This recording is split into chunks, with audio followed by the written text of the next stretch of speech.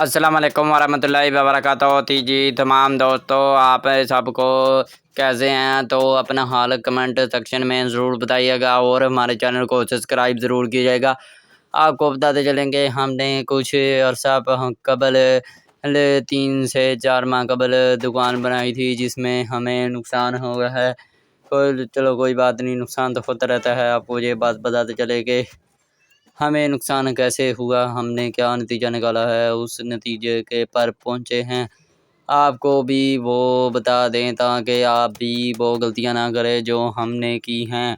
और हमेशा की तरह बात ये है कि आपने पहले नंबर पर जितनी भी इन्वेस्टमेंट की है, हमने 20,000 की थी, तो उसमें से आप तकरीबन 1500 की बची है बकाया। सब 8,500 का नुकसान सॉरी 18,500 का नुकसान हो चुका है, यानी कि 18,500 का नुकसान हो चुका है। जिसकी वजह से आपको बताते चलेंगे कौन सी गलतियां हैं जो आपने नहीं करनी, जो मैंने की थी।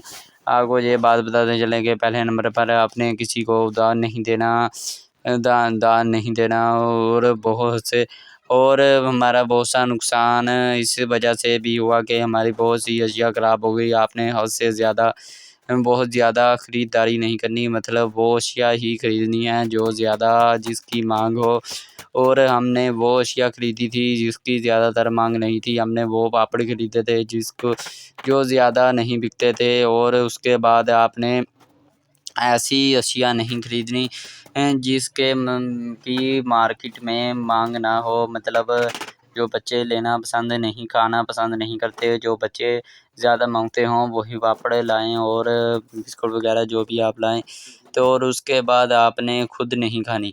वो सबसे बड़ी मेरी गलती यही थी कि मैं बैठा 100 200 250 की खा जाता था। कि आपको बताते चलें कि इतनी तो बचत भी नहीं होती थी जितनी मैं खा जाता था।